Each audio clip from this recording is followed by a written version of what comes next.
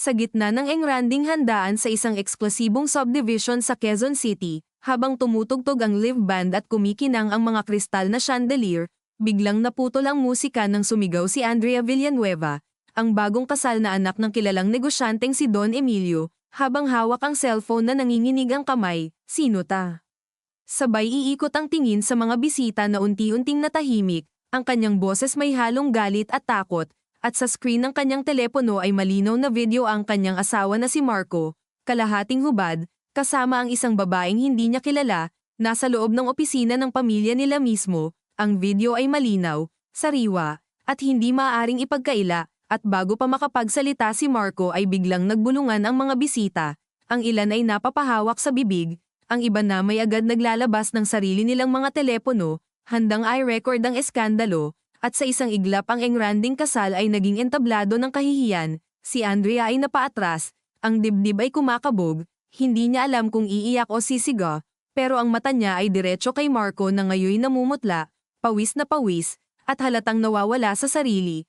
Andrea, hindi yan ang iniisip mo, bulong niya, ngunit hindi na siya pinakinggan, dahil sumingit si Don Emilio, ang kanyang ama, ang makay matigas, ang mga matay nagliliyab. Marco, sa harap ng lahat ng taong ito, ipapaliwanag mo kung ano yan, malamig niyang sabi, at sa paligid nila ay tila huminto ang oras. Sa isip ni Andrea, nagsimula nang umikot ang mga alaala kung paano niya ipinaglaban si Marco laban sa pamilya niya, kung paano niya pinili ang pag-ibig kaysa sa kapangyarihan, at ngayon, sa mismong araw ng kasal nila, iyon ang kapalit. Samantala, sa kabilang dulo ng venue, may isang lalaking tahimik lang na nakatingin, si Daniel Reyes, ang dating kasintahan ni Andrea na matagal nang nawala sa eksena, ngunit ngayon ay naroon, nakamasid, tila may alam na hindi pa alam ng iba, at sa bulsa niya ay may isa pang kopya ng video, mas mahaba, mas malinaw, at mas mapanganib. Habang patuloy ang tensyon, si Marco ay napaluhod,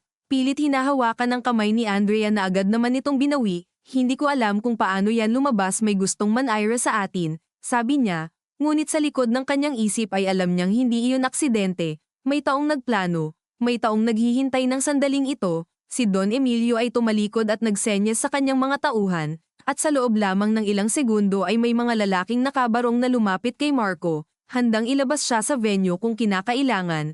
Ngunit bago pa man iyon mangyari ay nagsalita si Andrea, ang boses ay nanginginig ngunit malinaw, hindi ka aalis, hindi pa tapos ta. At doon nagsimula ang unang pagbagsak ng kanilang mundo. Lumipat ang eksena sa opisina ng Villanueva Group kinabukasan, kung saan nakaupo si Andrea sa malaking mesa ng boardroom, ang mga mata ay namumugto ngunit matalim, habang kaharap ang mga miyembro ng pamilya at mga abogado, at sa harap nila ay nakaplay muli ang video, pinapakinggan bawat tunog, bawat salita, bawat hinga, tila sinusuri hindi lang ang pagtataksil kundi ang posibleng sabwatan. Hindi lang ito usaping mag-asawa, sabi ng abogado, may posibilidad na may insider na naglabas ng footage mula sa internal CCTV, at doon napatingin si Andrea kay Marco, na ngayon ay tahimik lang, tila ubos na ang lakas, at sa isip niya ay nagsimulang mabuo ang isang mas malaking tanong, hindi lang kung sino ang babaeng kasama ni Marco, kundi kung sino ang gustong pabagsakin ng pamilya nila. Sa kabilang banda, si Daniel ay nasa isang maliit na cafe, kausap ang isang babaeng naka-sunglasses kahit nasa loob. Sigurado ka bang handa ka nang ilabas ang buong video? Tanong nito, at si Daniel ay ngumiti ng bahagya, hindi pa kailangan muna nating siguraduhin kung sino ang kakampi at kalaban, at sa tono niya ay halatang may mas malalim na plano. Bumalik ang eksena sa bahay ng Villanueva, kung saan si Andrea ay nakaupo sa kwarto niya, hawak ang wedding dress na hindi niya natanggal kagabi, ang tela ay gusot, may bahid ng luha at pawis, at sa bawat hibla nito ay naaalala niya ang pangarap na unti-unting nadudurog, ngunit sa halip na sumuko ay unti-unti siyang tumayo, tinanggal ang belo, at humarap sa salamin. Hindi ako magiging biktima, bulong niya sa sarili, at sa sandaling iyon ay nagbago ang kanyang posture, mula sa isang babaeng nasaktan tungo sa isang babaeng handang lumaban. Sa kabilang kwarto, si Marco ay kausap ang kanyang kapatid na si Leo, na halatang kinakabahan. Kuya, sinabi ko sa'yo na huwag kang magpapakita doon sa opisina ng gabing iyon, sabi ni Leo, at doon napatingin si Marco. Anong ibig mong sabihin? At sa sandaling iyon ay may pumasok na bagong layer ng lihim na hindi pala basta pagtataksil ang nangyari, kundi may mas malalim na koneksyon sa negosyo ng pamilya. Habang lumalala ang sitwasyon, nagkaroon ng emergency board meeting kung saan iminungkahi ng ilang miyembro na pansamantalang alisin si Marco sa anumang posisyon sa kumpanya, at si Andrea, kahit nasasaktan, ay napilitang sumang-ayon, dahil alam niyang mas mahalaga ang reputasyon ng pamilya kaysa sa personal na damdamin, ngunit sa loob-loob niya ay nagsisimula na rin siyang magduda kung sino talaga si Marco, at kung gaano kalalim ang kasinungalingan nito. Sa gitna ng lahat, biglang kumalat sa social media ang video, mas malinaw, mas edited, at may kasamang caption na The Fall of Villanueva Empire Begins, at sa loob lamang ng ilang oras ay naging viral ito, nagdulot ng panic sa investors at partners ng kumpanya, at doon napilitan si Don Emilio na gumawa ng hakbang maglabas ng official statement at magsimula ng internal investigation.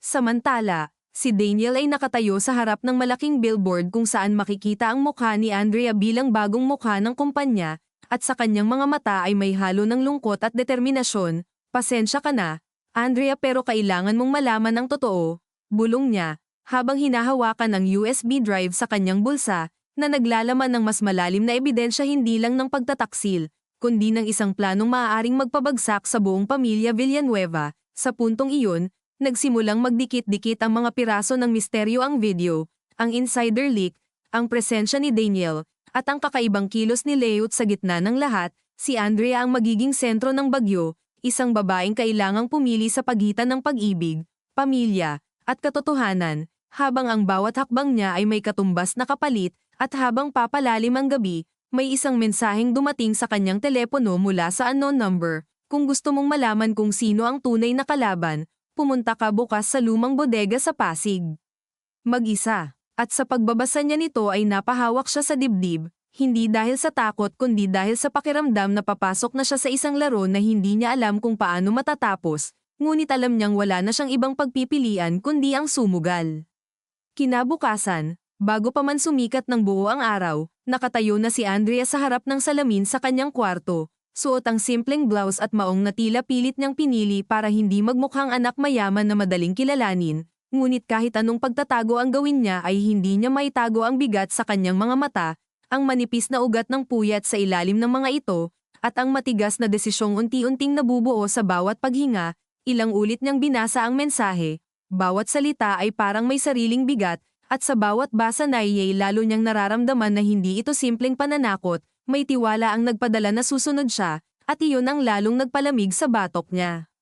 Dahan-dahan niyang binuksan ang drawer, kinuha ang isang maliit na recorder, isinilid sa bag, saka sumulyap sa litrato nila ni Marco na hindi pa niya naalis sa tabi ng kama. Nakangiti sila roon, magkadikit ang noo, parang 2 taong walang lihim sa isa't isa. Tumawa siya ng mapait, halos walang tunog, at ibinaling ang litrato ng patihaya. Sa ibaba ng bahay, tahimik ang hapag ngunit ramdam ang tensyon kahit sa tunog ng kutsara sa plato. Si Don Emilio ay nagkakape, tuwid ang likod, tila walang iskandalong sumabog sa pamilya nila, ngunit ang mahigpit niyang hawak sa tasa ay naglalantad ng inis na pilit kinukubli. "May meeting tayo mamayang 10:00 kasama ang legal team," sabi niya nang hindi tumitingin kay Andrea. "Hindi ako makakadalo," sagot niya, at doon lang umangat ang tingin ng ama.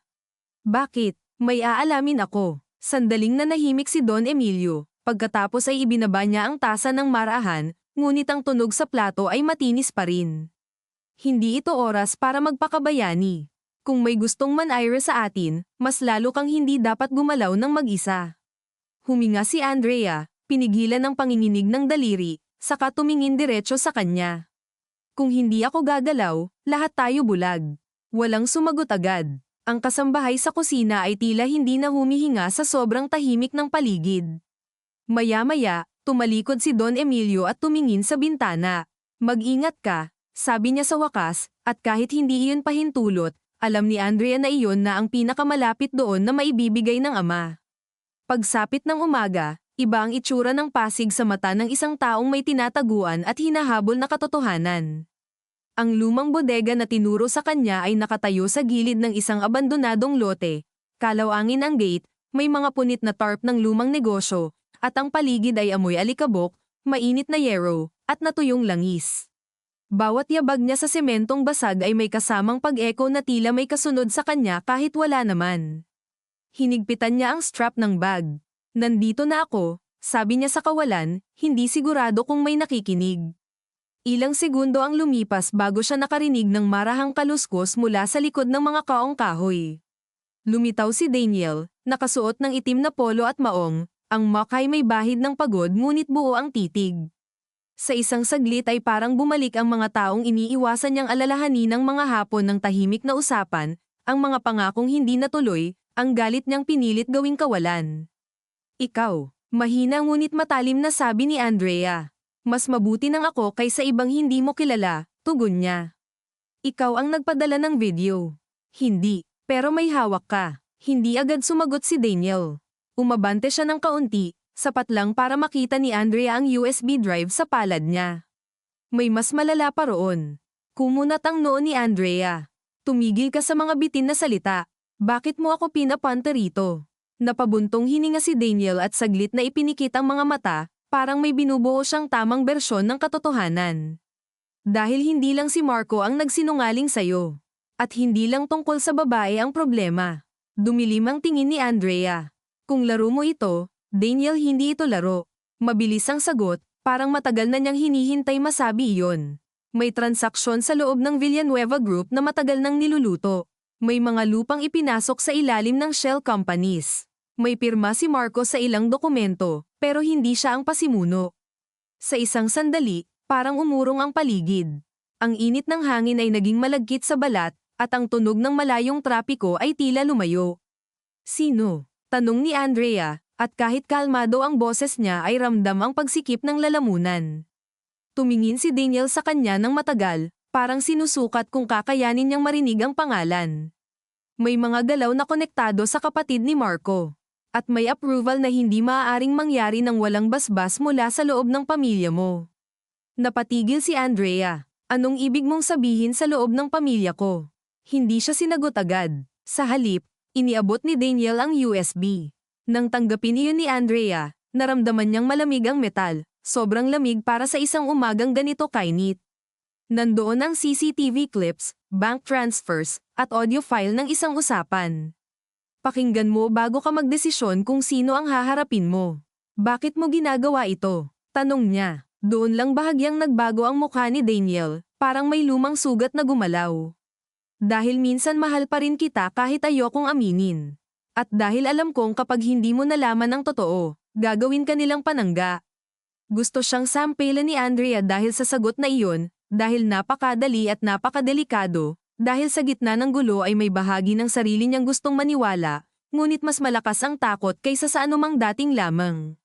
Hindi sapat ang damdamin bilang ebidensya, malamig niyang sabi. Alam ko, tugon ni Daniel. Kaya nga binigyan kita ng ebidensya. Bago pa siya makasagot ay may umalingaw-ngaw na tunog ng sasakyan sa labas, malakas ang preno, sinundan ng pagbukas ng pinto.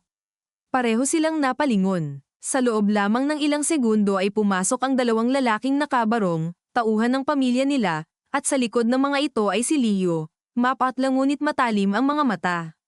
Ate Andrea, sabi nito, pilit na kalmado ang boses, hinahanap ka ni Tito. Paano mo ako nahanap? Agad na tanong ni Andrea. Saglit nang umisi si Leo, ngunit walang saya iyon. Hindi ka lang marunong maglihim. Masyado kang sanay na pinoprotektahan. Umatras si Daniel, bahagyang hamarang. Kung may kailangan kayong sabihin, dito nyo sabihin, matigas niyang sabi.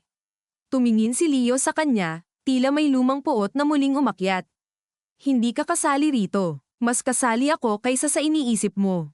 Naramdaman ni Andrea ang pagigting ng sitwasyon, ang mga tauhan ng pamilya ay hindi gumagalaw pero handa, si Leo ay mukhang gustong kontrolin ang bawat segundo, at si Daniel ay tila isang maling salita na lang ang layo sa pananapak. Tama na, singit ni Andrea. Leo, bakit mo ako sinundan? Huminga ito ng malalim, dahil may mga dokumentong nawawala, at may dahilan akong isipin na napunta kay Daniel. Dahilan o takot, balik ni Daniel. Kumislap ang mga mata ni Leo. Hindi mo alam ang sinasabi mo. Talaga ba? Isang hakbang ang inilapit ni Daniel. Kasi kung hindi ako nagkakamali, ikaw ang nag-ayos ng paglipat ng title ng lupain sa San Mateo papunta sa kumpanya ni Celestine Holdings. At 2 linggo bago lumabas ang video, may meeting ka kay Marco sa opisina ng Villanueva. Gusto mo bang ako ang magsabi kay Andrea kung ano talaga ang pinag-usapan ninyo? Napangiwi si Leo, at doon unang nakita ni Andrea ang lamat sa tikas nito. Andrea, hindi ganyan kasimple iyon, mabilis nitong sabi. May pressure, may utang. Hindi lang kami-kami, putol ni Andrea, at ang isang salitang iyon ay sapat para lumino ang ilang bagay sa isip niya. Hindi lang kapatid si Leo ni Marco. Katuwang siya. Anong utang? Tanong niya. Hindi makatingin si Leo agad. Pinunasan niya ang noo, tila hirap huminga kahit wala namang tumutulak sa kanya. Nasa bingit na noon ang side business ni Kuya. May mga taong hindi pwedeng hindi bayaran. Ang sabi niya, pansamantala lang. Kailangan lang namin ng leverage sa loob ng kumpanya para makahinga. Leverage. Halos mapatawa si Andrea sa sobrang galit. Pagnanakaw ang tawag doon. Hindi pa tapos ang lahat. Sigaw ni Leo. May paraan pa para maibalik. Habang ginagamit ang pangalan ng pamilya ko. Naramdaman ni Andrea ang panginginig sa tuhod, hindi dahil mahina siya kundi dahil sobrang daming piraso ang biglang bumagsak sa harap niya. Ang video ng pagtataksil ay hindi lang iskandalo sa relasyon.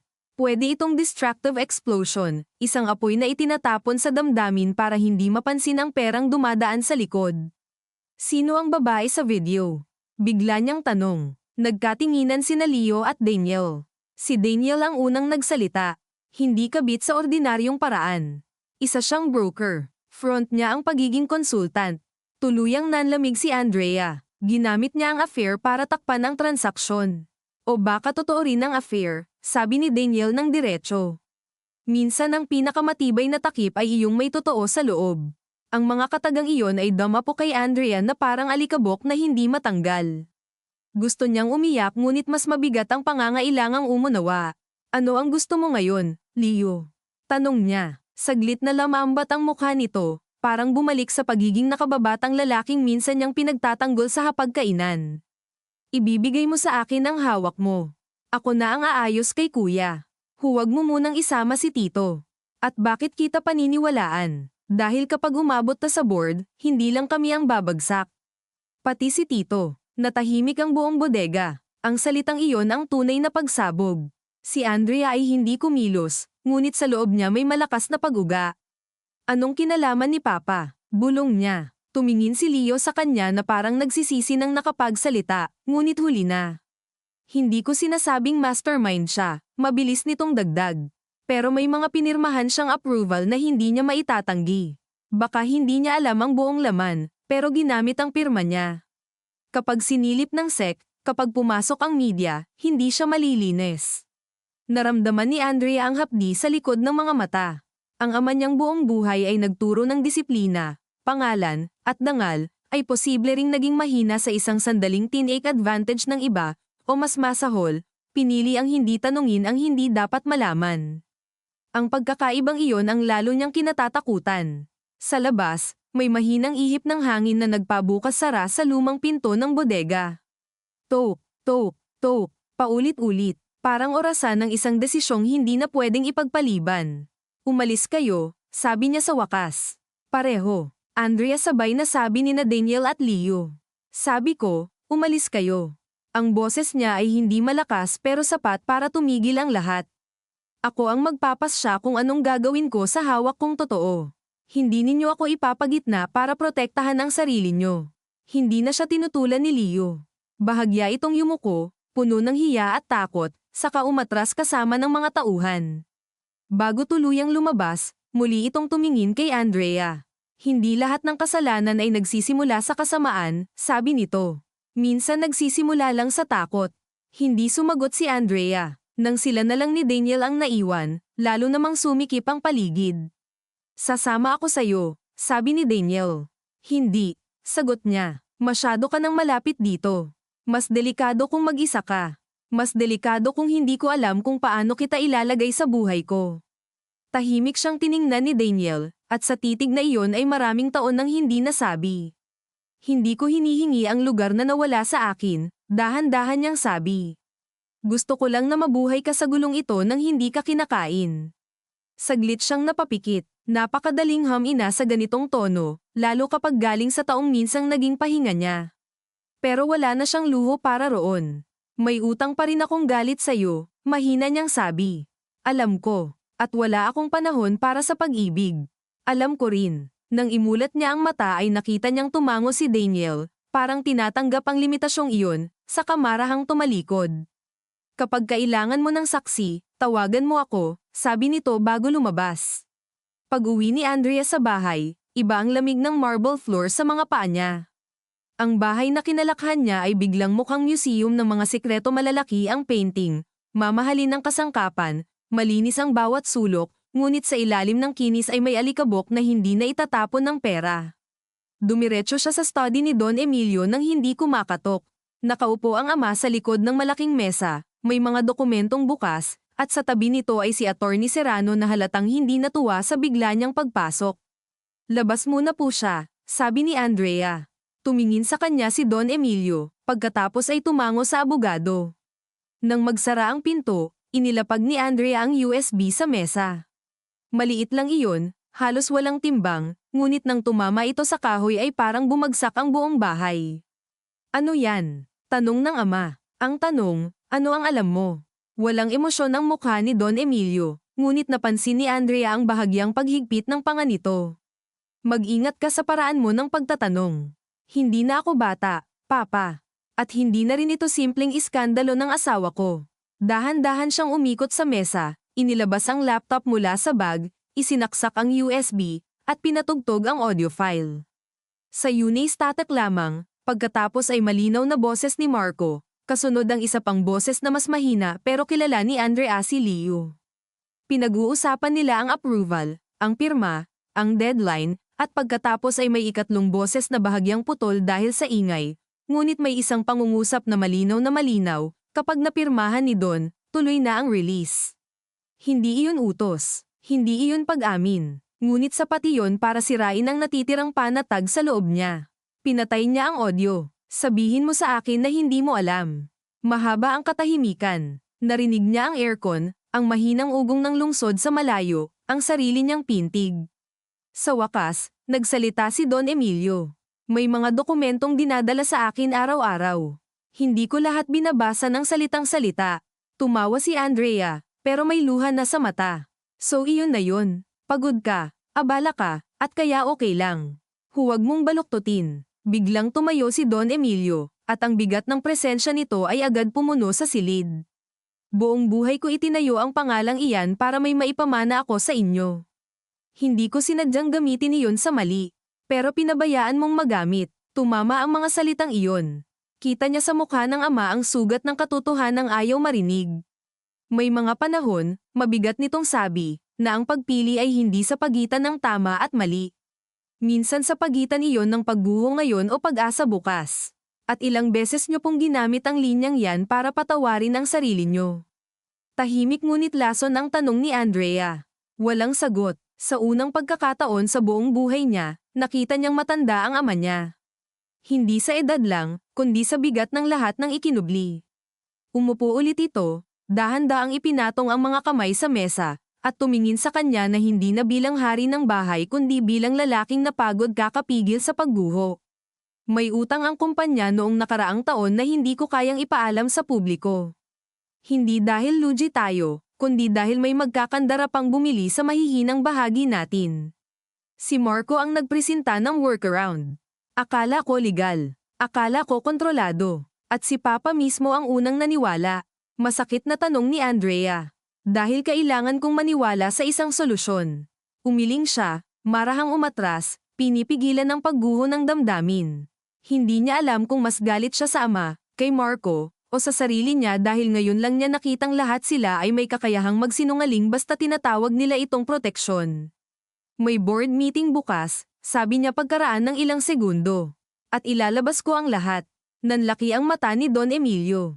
Andrea, kapag ginawa mo yan, may criminal liability. May freeze sa assets. May media frenzy. Mawawasak tayo. Wasak na tayo. Pamilya Mota. Kaya nga, huminga siya ng malalim, pinunasan ang luhang hindi na niya napigilan. Kung ako ang sasalo ng kahihiyan, mas gusto ko nang dahil pinili ko ang totoo kaysa dahil tahimik akong sumama sa kasinungalingan. Lumapit si Don Emilio, marahang hinawakan ang braso niya, isang kilos na bihira nitong gawin. Anak, Isang salita lang, ngunit punong-puno ng pagod, pakiusap, at takot. Muntik na siyang matuno roon. Muntik, pero naalala niya ang video, ang pera, ang mga lagdang pinili o pinabayaang mailagay, ang pamilyang sinasamba ang pangalan pero inuuna ang itsura kaysa katotohanan. Dahan-dahan niyang inalis ang kamay ng ama. Hindi ko kayang iligtas kayong lahat. Pagkatapos niyang sabihin iyon, alam niyang may bahagi sa kanilang dalawa na hindi na maibabalik sa dati. Tumalikod siya at lumabas ng study na mabagal ngunit tiyak ang hakbang, dala ang pakiramdam na sa bawat yabag niya palabas ay may pinto ring nagsasara sa likod niya, hindi lang pinto ng silid, kundi pinto ng dating anak na marunong manahimik para mapanatiling buo ang pamilya. Sa hallway, naroon si Marco, parang matagal nang naghihintay, gusot ang suot, mapula ang mga mata, at sa hitsura nito'y halatang alam nitong may nalaman na si Andrea na lampas sa pagtataksil. Pwede ba tayong mag-usap? Mahinang sabi nito. Tumingin si Andrea sa kanya ng matagal. Noon, ang isang tingin sa lalaking ito ay sapat para bumalik ang lambot sa boses niya. Ngayon, ang nakikita niya ay hindi lang asawa kundi kasangkapan ng pagkasira ng maraming bagay. Bukas, sabi niya, sa harap ng lahat, at iniwan niya ito roon, nakatayo sa gitna ng hallway na maliwanag ang ilaw pero wala nang masisilungan. Sa gabing iyon, hindi na natulog si Andrea. Nakaupo siya sa gilid ng kama, bukas ang laptop, nakahilera ang mga dokumento sa screen na parabang bawat file ay may sariling tibok, may sariling boses na nag-uudyok sa kanyang huwag umurong, at sa gitna ng dilim ng silid ay ang liwanag lamang ng monitor ang nagpapalinaw sa pagod sa mukha niya, sa bahagyang pamumula ng ilong, sa namamagang talukap ng matang paulit-ulit ng tumangis ngunit ayaw pa ring sumuko. Pinapatugtog niya muli ang audio, tinatapatan ng timestamps, kinukumpara ang mga transfer slips, ang memo approvals, ang internal emails na may pabalik-balik na salitang urgent, temporary, bridge arrangement, at confidential, mga salitang corporate ang tunog ngunit sa totoo lang ay balot lamang ng magandang Ingles ang takot, pandaraya, at pagkukumahog. Minsan ay napapahinto siya, ipapatong ang mga daliri sa sentido, saka titingin sa kisame na parang doon makikita ang sagot sa tanong na buong gabi nang kumakapit sa lalamunan niya, kailan nagsimulang maging ganito ang lahat. Hindi siya naghahanap ng isang malaking eksena lamang, ng isang sandaling biglang bumaligtad ang buong buhay nila. Ang mas masakit ay ang unti-unti, ang maliliit na sandaling hindi niya pinansin noon dahil akala niya normal na pagod lang ni Marco, normal na pagpupuyat ng ama, normal na pagkamatarik ng tono sa board meetings, normal na pagka-ailap ni Leo kapag usapang pera na. Ngayong pinagdudugtong-dugtong niya ang lahat, sakalang lumalabas ang hulma ng isang kasinungalingang hindi biglang ginawa kundi dahan-daang binuo, parang pader na bawat hollow block ay isang palusot, isang pirma, isang pag-iwas ng tingin. Bandang 2:00 ng madaling araw, lumapit siya sa bintana.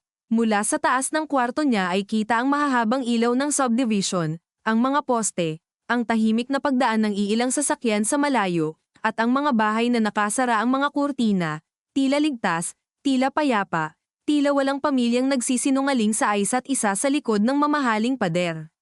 Naisip niya kung ilang tahanan ba ang ganito rin, maganda sa labas, bulok sa loob, at kung bakit tila laging may presyo ang pananahimik. Nang maramdaman niyang naninigas ang leeg niya, bumalik siya sa mesa at kumuha ng notepad. Sinulat niya ang mga pangalang kailangang harapin kinabukasan, Marco, Leo, Attorney Serrano, CFO, Don Emilio. Sa ilalim yun, nagsulat siya ng isa pang salita na mas madiin ang diin ng ballpen, katotohanan. Hindi niya alam kung totoo ba talagang kayang magligtas ng katotohanan. Baka nga tama ang ama niya, baka ang katotohanan ay pandurog lamang, hindi tagapagligtas. Ngunit sa puntong iyon, mas nakakatakot na ang pananatili sa kasinungalingan kaysa sa anumang pagguho.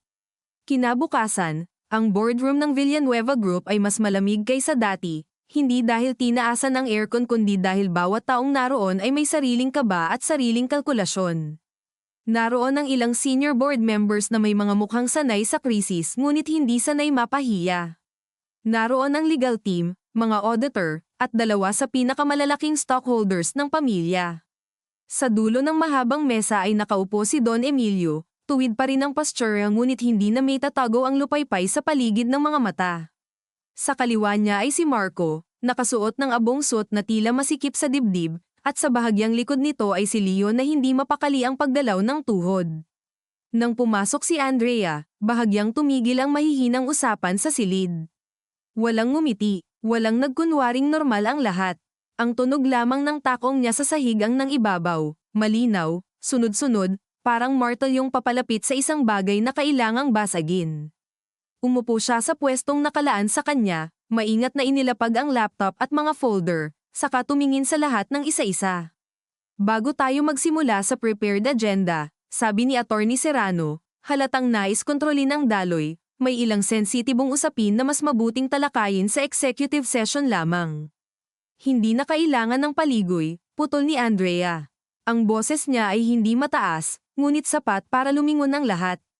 Ang sensitibong usapin na tinutukoy mo ang mismong dahilan kung bakit hindi ligtas ang kumpanyang ito. Kumuyam ang kamay ni Marco sa ibabaw ng mesa. Andrea, pwede ba hindi? Isang salita lang, pero dumapoy yun sa kanya ng matigas. Saglit na tumahimik ang lahat. Hinailan niya ang laptop palapit, ikinabot sa monitor ng boardroom, at sa malaking screen ay lumitaw ang una sa mga dokumento, ang matrix ng shell companies, ang mga petsa ng transfer, ang internal approvals. Walang dramatic na musika, walang sabayang hiyaw. Tanging tunog ng projector at marahang paghinga lamang ng mga taong unti-unting nakikita kung ano ang matagal nang nangyayari sa ilalim ng kanilang mga ilong. Ito ang trail ng mga transaksyon na idinaan sa tatlong entity na walang malinaw na operating history, sabi ni Andrea habang pinipindot ang remote. Celestine Holdings, Astor Peak, at Northlane Resources. Lahat nakatanggap ng assets, rights, o authorization mula sa atin sa panahong may liquidity pressure ang company. Tumikim ang CFO, halatang nangangapa. These were structured bridge accommodations. Temporary exposure lamang yan. Temporary. Ulit ni Andrea, mabagal, halos mapait. 3 quarter nang gumagalaw ang temporary ninyo. Lumipat ang slide. Lumitaw ang digital copies ng approvals. At ito ang mga lagda. Kita niyang gumalaw ang panga ng ama niya. Wala itong sinasabi, ngunit hindi nito maitangging kanya ang pirma. Hindi lahat ng may pirma ay may mali siya, sabi ni Attorney Serrano, mabilis na sumingit. Exactly, sagot ni Andrea. Kaya nga kailangan nating tukuyin kung sino ang may alam, sino ang nakinabang, at sino ang nagsamantala sa tiwala at pagod ng ibang tao. Tumingin siya kay Marco. Hindi ito agad makatingin pabalik. May gusto ka bang sabihin? Tanong niya. Tumikim si Marco, binasa ang labi, at tumingin sandali kay Don Emilio bago ibinalik ang tingin sa mesa. Ang intensyon ko noon ay protektahan ng kumpanya. Halos marinig ni Andrea sa loob ng sarili niya ang marahas na pagtawa ng isang bahaging matagal nang niloloko. Lagi talagang iyan ang unang dahilan ng mga taong gumagawa ng mali, sabi niya. Proteksyon. Pansamantala. Wala namang masasaktan. Hanggang sa may nasasaktan na. Tumaas ang tono ni Marco, bahagya ngunit halata. Hindi ganoon kasimple ang sitwasyon. Mas mabuti, sagot niya, kasi may oras tayo para gawin itong simple ngayon. Sagutin mo ako. Alam mo bang ginagamit ang internal access ng kumpanya para ilipat ang leverage sa mga entity na iyan? Natahimik si Marco. Ilang segundo ang lumipas. Bawat isang iyon ay naging mabigat na parang may humihila sa kisame pababa. Oo, sagot niya sa wakas, mahina ngunit malinaw. Nagkatinginan ng ilang board members. May isang napapikit, may isang umurong ang upo. Si Leo ay nagbaba ng tingin na para bang iyon na ang sandaling inaasahan niyang darating ngunit hindi pa rin niya matanggap. At alam mo rin bang ang babaeng kasama mo sa video ay konektado sa isa sa mga entities na iyan? Dugtong ni Andrea. Doon siya napatingin ng diretso kay Marco, at nakita niyang nanikip ang lalamunan nito. Oo. Isang simpleng pantig, at sapat iyon para humigop ng hangin ang silid. Ang hindi nila masabi ay mas maingay pa kaysa anumang sigaw. Sa sulok ng mata ni Andrea, nakita niyang ipinikit ni Don Emilio ang mga mata nito ng isang saglit, parang may matandang bahagi sa kanya na noon lamang ganap na naniwalang ang krisis ay hindi na mareglo sa usapan sa likod ng pinto. So hindi ka lang nagtaksil sa akin, sabi ni Andrea. Ginamit mo rin ang pagtataksil para tabunan ang niluluto ninyong sabuatan. Hindi ko planong ilabas ang video, mabilis na sagot ni Marco. May ibang may hawak noon. Pero totoo pa rin, balik niya. Hindi na sumagot si Marco. Pinindot muli ni Andrea ang remote at pinatugtog ang audio file. Nang umalingaw sa silid ang boses ni na Marco at Leo, walang gumalaw. Naririnig ng lahat ang mga salitang sinusubukang gawing teknikal ang isang bagay na sa totoo lang ay pandaraya. Nang dumating sa linyang kapag napirmahan ni Don, tuloy na ang release, bahagyang sumandal ang isa sa board members at nagtanggal ng salamin, pinisil ang tulay ng ilong na parabang inaasahan niyang madyay gising siya sa bangungot. Enough, sabi ni Don Emilio, hindi pa sigang ngunit puno ng bigat. Lahat ay napatingin sa kanya. Dahan-dahan siyang tumayo, inayos ang cuff ng manggas, at humarap sa mesa na ilang dekada na niyang pinag-ari-herian. Lahat ng dokumentong may lagdako ay rerepasuhin. Effective immediately, I am stepping back from operational control pending full internal and external audit. Sa isang iglap, parang may isang halijing tinanggal sa gusali. Hindi pa bumabagsak, pero ramdam ng lahat ang pag-uga. Don Emilio sabay-sabay na sabi ng dalawa sa board, ngunit tinaas lamang niya ang kamay. Hindi ako hihingi ng pabor. Kung may pagkukulang ako, haharapin ko. Naramdaman ni Andrea ang pag-ipit ng dibdib. Ito ang gusto niya, ang pananagutan, ang pag-amin, ngunit nang marinig niya ito mula sa ama niya ay hindi niya naramdaman ang tagumpay. Ang naramdaman niya ay parang pinunit ang isang makapal na tela ang matagal nang bumabalot sa bahay nila, at sa pagkapunit niyon ay hindi lang kabulukan ang lumabas kundi pati ang lamig. Marco Villanueva, sabi ng isa sa independent directors, tuwid ang tono, you are hereby suspended from all executive functions pending investigation. Leo Alvarez, same applies regarding all advisory and related party dealings. Napasinghap si Leo. Hindi fair na ako agad fair. Bulong ni Andrea, hindi na tumitingin sa kanya. Ngayon mo lang naalala ang fairness. Nagsimulang magsalita ang lahat ng halos sabay-sabay. Ang legal team ay tungkol sa exposure, ang auditors ay tungkol sa access freeze, ang isang stockholder ay galit na sa reputational damage, at ang isa na may mas kinakabahan sa bank covenants kaysa sa moralidad ng ginawa ng lahat. Ang boardroom ay naging palengke ng mga taong sanay sa kapangyarihan ngunit hindi sanay mawalan nito. Sa gitna ng kaguluhan, nakaupo lamang si Andrea, tuwid ang likod, ngunit sa ilalim ng mesa ay mahigpit ang kapit ng isang kamay niya sa kabilang pulso, pinipigilan ang panginginig. Ito ba ang hustisya? O isa lamang itong mas maayos na anyo ng pagkawasak? Nang matapos ang pulong makalipas ang halos 3 oras, walang lumabas na buo ang mukha. Ang mga tao'y nagsisilabasan na may hawak na telepono, nagbubulungan, nagkakatinginan, at bawat pinto na bumubukas ay may kasunod na posibilidad ng panibagong headline. Sa hallway, humabol si Marco kay Andrea. Pakinggan mo naman ako kahit minsan lang, sabi nito, hinihingal, hindi malinaw kung sa paghabol o sa bigat ng araw. Hindi siya huminto agad. Nang humarap siya, ramdam niya sa sarili ang pagod na hindi na pwedeng iarte lamang bilang tapang. Anong parte pa ba ang hindi ko narinig? Tanong niya. Yung parte na hindi ko sinimulan para saktan ka. Napatawa siya, maikli, pagod, mapait. Hindi mo kailangang planuhin ang pananakit para mangyari iyon. Lumapit si Marco ng kaunti, ngunit hindi na gaya ng dati na may karapatan siyang lumapit. Ngayon, parang nanghihingi siya ng permit sa bawat hakbang.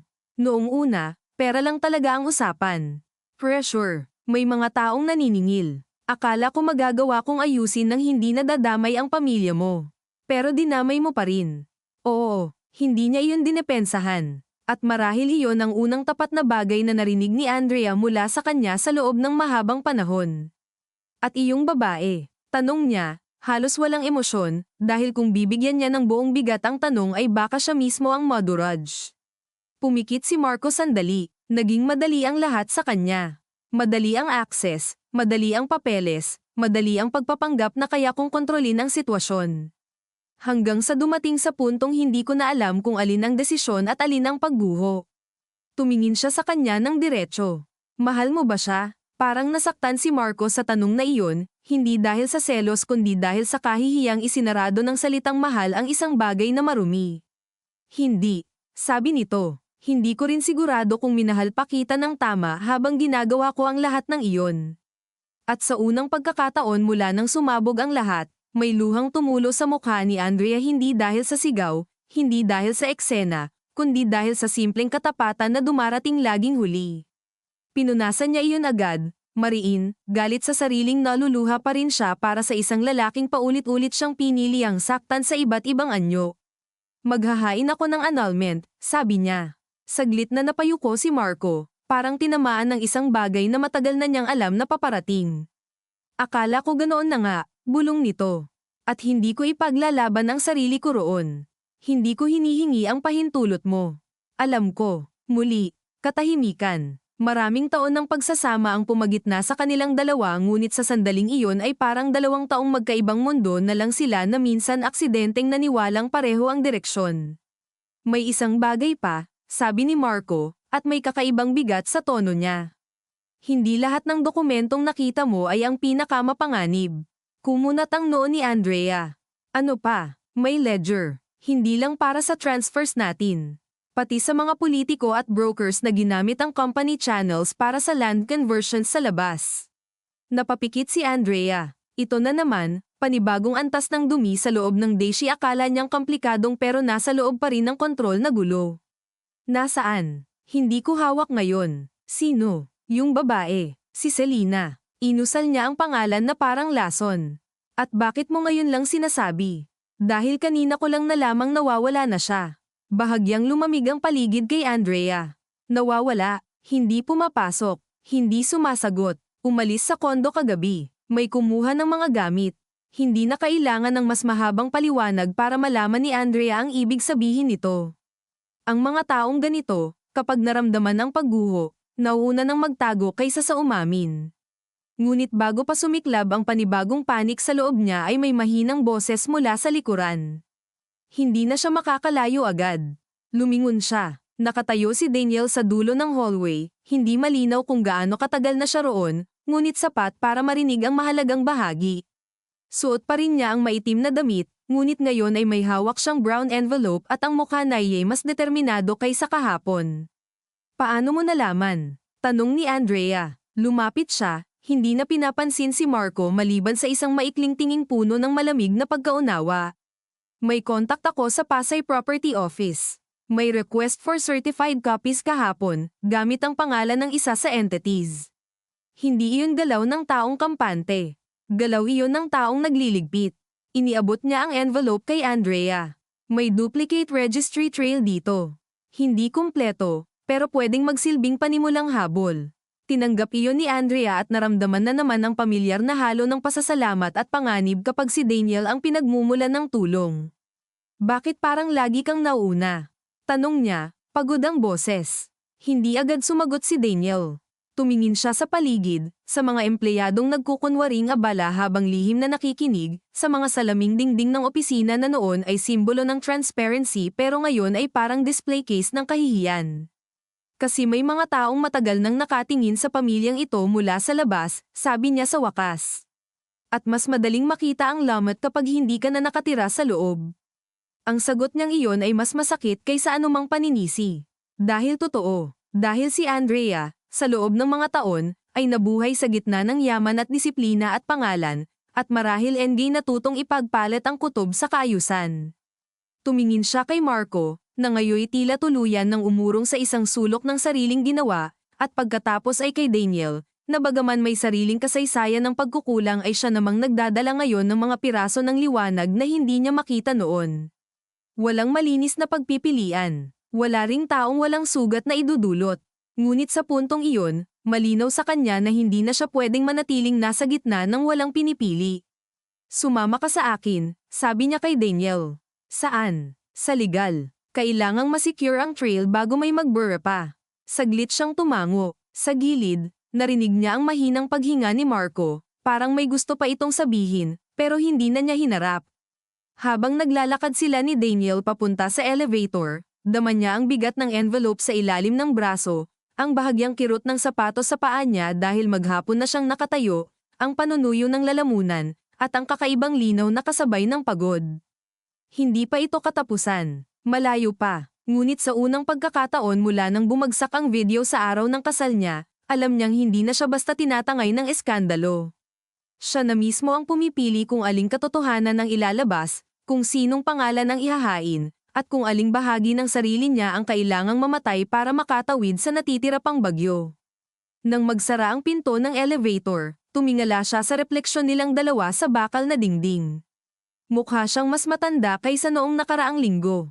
Mas tahimik, mas matigas. Sa tabi niya, si Daniel ay hindi nagsasalita, ngunit ang presensya nito ay parang paalala na minsan ang mga bumabalik ay hindi para ayusin ang nakaraan kundi para samahan kang pasukin ang pinakamadilim na bahagi ng kasalukuyan.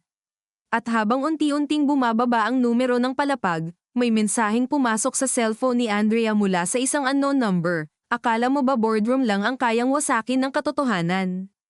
Tingnan mo ang gate ng bahay ninyo mamayang gabi. Pagkalabas nila ng elevator, hindi agad nagsalita si Andrea. Mahigpit ang hawak niya sa telepono, at kahit walang tunog ang bagong mensahe ay parang may sariling ingay iyon sa loob ng dibdib niya, isang malamig at tusong paalala na kahit anong kontrol ang subukan niyang buuin sa loob ng boardroom, may mga kamay pa ring nakalawit sa dilim, naghihintay ng tamang sandali para hilahin ang natitira niyang katahimikan. Napansin ni Daniel ang bahagyang pamumutla ng mukha niya. Anong nangyari? Tanong nito habang sabay silang lumalakad sa makintab na hallway papuntang legal floor. Hindi agad sumagot si Andrea. Inabot muna niya ang telepono, ipinakita ang mensahe, saka ibinalik sa bag na tila gusto na niyang ibaon ito sa kung saan. Binasa iyon ni Daniel at napahigpit ang panga. Masyadong direkta. Hindi na ito simpleng pananakot, sabi niya. Wala nang simpleng bahagi sa buhay ko nitong mga nakaraang araw, sagot ni Andrea. Tuyo ang boses, ngunit sa ilalim yun ay may pagod na hindi na itinatago ng talas. Nang makarating sila sa opisina ng legal department, agad silang sinalubong ng amoy ng papel, printer toner, at malamig na hangin ng aircon na masyadong malinis kumpara sa dumi ng mga usaping binubuksan sa loob ng kwartong iyon. Naroon si Attorney Serrano kasama ang dalawa pang associate, nakatayo sa paligid ng isang mesa na puno ng folders at laptop. Nang makita si Daniel, bahagyang kumunat ang noo ng abogado. Bakit siya nandito? Dahil may hawak siyang trail na wala sa inyo, sagot ni Andrea bago pa makasingit ang kahit sino. Walang gustong makipagtalo sa tono niya. Mula sa brown envelope ay isa-isang inilatag ni Daniel ang mga certified copies, photocopies ng registries, at handwritten routing notes na parang walang halaga sa unang tingin ngunit sa mata ng mga sanay sa pagtatago ng galaw ay malinaw na pahiwatig ng isang mahabang operasyon.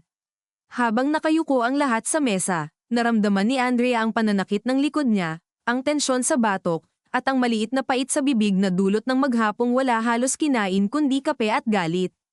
Ito ang kailangan nating ma-freeze, sabi ni Daniel habang itinuturo ang isang set ng pangalan. Kapag nailipat pa sa ikatlong antas ng holding structure, mas mahirap ng habulin.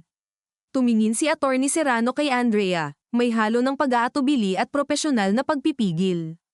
Kung itutuloy natin ito ngayon, dapat handa ka. Kapag naghain tayo ng preservation request at injunctive measures, parang inaamin na rin nating may aktwal na anomalya sa loob. Meron naman talaga, sagot niya nang walang paligoy. At kung hindi tayo kikilos, lalong magiging kasalanan natin. Tahimik ang abogado sandali, pagkatapos ay tumango. Fine. But once this starts, tuloy-tuloy na. Hindi na siya nagpaliwanag. Wala nang saysay ang pag-iingat sa mga salitang kailangan na namang lunukin bukas. Ilang oras silang nagtrabaho roon, nagde-decode ng initials sa routing slips, hinahanap kung aling executive assistant ang nag-forward ng aling email account ang ginamit sa pag-send ng approval drafts, at aling notarial records ang maaaring humantong sa tunay na nagutos. Minsan ay lumalapit si Andrea sa salamin ng opisina at nakatanaw sa syudad, sa mga ilaw na unti-unting sumisindi habang lumalalim ang hapon, at iniisip kung gaano karaming ordinaryong taong nagmamadaling umuwi sa pamilya nila ang hindi man lang alam na sa loob ng isang matayog na gusaling tulad nito ay may mga taong naglalaro sa lupa, pangalan, at kinabukasan ng iba na parang piraso lamang sa chessboard.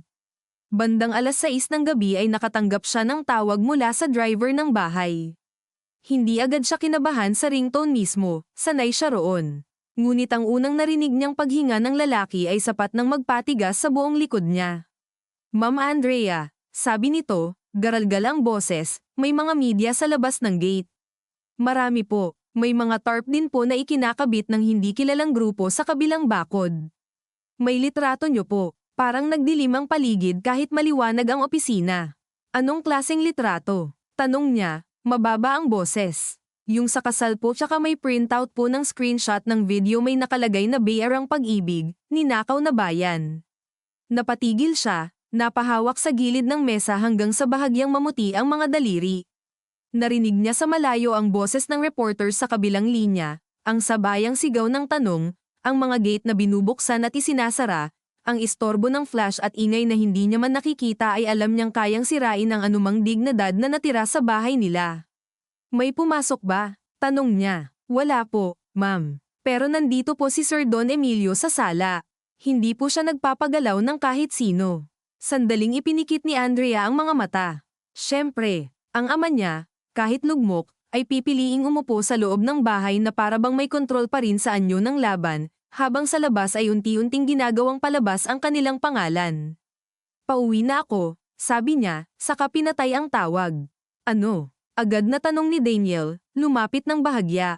Sinimulan na nila, sagot niya, at may kakaibang kapayapaan sa boses niya na karaniwang sumusulpot kapag lampas takot na ang isang tao at pumapasok na sa galaw. May media sa bahay, may nagdidikit ng mga tarp. Napamura si Daniel sa ilalim ng hininga. Sinong may lakas ng loob gumawa niyan sa loob ng subdivision? Iyong mga sigurado na may mensahe silang hawak na papatok sa publiko, sagot ni Andrea. At may galit na gustong palabase ang moral ang lahat. Biglang nagsalita si Attorney Serrano. Huwag kang uuwi roon ngayon.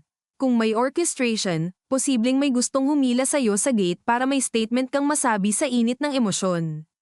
Tumingin siya sa abogado. Baan ko iyon. At pwede ring maging crime scene of extortion or cursive publicity, mabilis nitong dagdag. Think, huminga siya ng malalim. Gusto na ng buong katawan niyang sumugod pa uwi, buksan ang gate, harapin ang mga reporter, at sigawan ng buong mundo na hindi sila nag-iisang may sala, na may mga broker, fixer, at oportunistang mas malinis lang manamit ngunit kasenlabo rin ng budi. Ngunit alam niyang tama si Attorney Serrano sa isang bagay, naghihintay ang mga ganitong tao sa maling salita. Sa larawan, sa pag-iyak, sa pagputok, may ibang daan papasok sa bahay bukod sa main gate, biglang sabi ni Daniel. Napalingon si Andrea. Service entrance sa likod, katabi ng dating clubhouse access. Nandoon pa ba? Nandoon, sagot niya, nagulat na alam niya pa iyon. Ginagamit pa rin ng deliveries. Tumango si Daniel. Doon tayo. Hindi ka makikita ng media. Tayo, hindi kita papupuntahin ng mag-isa. Bahagyang nagdilim ang tingin ni Andrea, hindi dahil ayaw niya kundi dahil pagod na siyang may kasamang ibang emosyon sa bawat praktikal na desisyon. Ngunit sa gabing iyon, hindi na rin siya nasa posisyong mag-aksaya ng oras sa pagtangging may silbi ang presensya nito. Fine, sabi niya. Habang nasa sasakyan sila papuntang bahay, dumidikit ang liwanag ng mga billboard at stoplight sa bintana, pumapaimbabaw sa mukha ni Andrea ang pula, dilaw, puting kulay na waring naglalaro sa pagod niyang ekspresyon. Wala siyang ganang makinig sa radyo, ngunit sa isang sandali ay narinig pa rin niya ang pangalan ng pamilya nila sa balita, sinamahan ng mga salitang viral scandal, corporate fraud, at possible political links. Pinahinaan ni Daniel agad ang volume nang mapansin ang panginginig ng daliri niya sa ibabaw ng bag. Hindi mo kailangang pakinggan lahat ng sinasabi nila, sabi nito. Kailangan, sagot niya nang hindi tumitingin. Kapag pangalan mo na ang pinag-uusapan ng lahat, ang hindi pakikinig ay uri ng duwag. Hindi na ito sumagot. Sa isang banda, naiintindihan niya ang pagnanais ni Daniel na protektahan siya kahit kaunti mula sa ingay. Ngunit sa kabila noon ay may bahaging gusto niyang marinig lahat, kahit masakit, dahil ang pagkawasak na hindi mo kayang harapin ay lalo lamang lumalaki sa likod mo. Nang makarating sila sa service road sa likod ng subdivision, halos walang ilaw roon.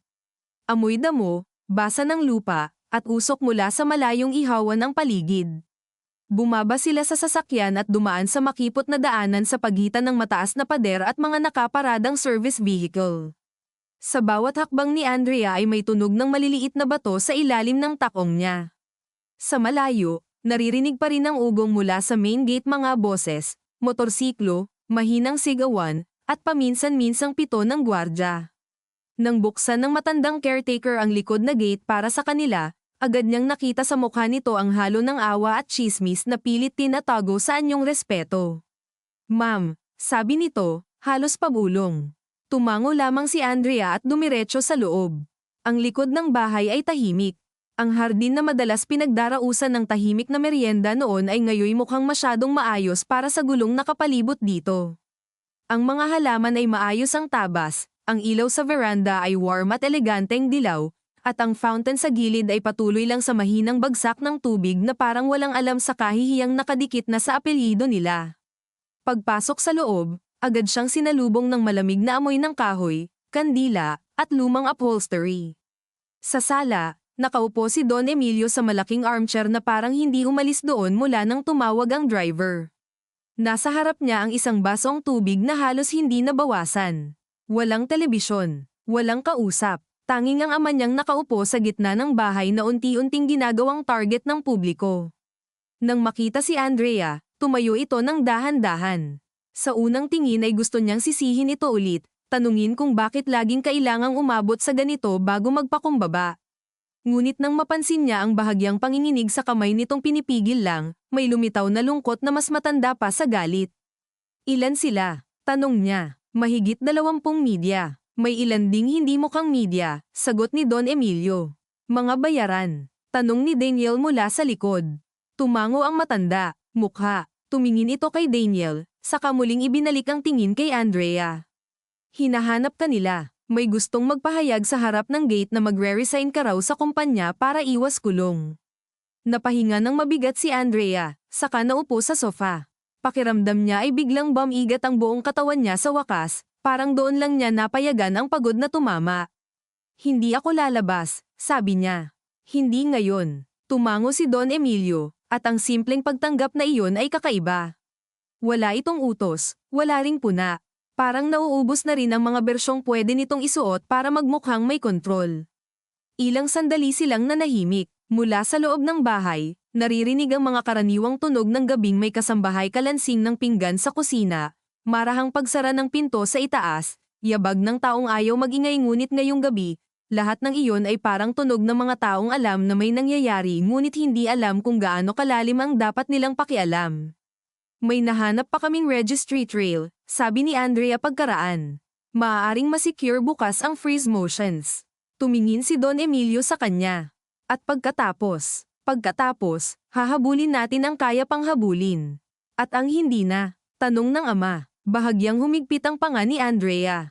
Babagsak, hindi na ito kumontra. Umupo ulit si Don Emilio, yumuko ng kaunti, at sa unang pagkakataon ay nakita ni Andrea ang isang lalaking hindi na negosyante, hindi patriarka, hindi simbolo ng pamilya, kundi simpleng ama na nauubusan ng depensa.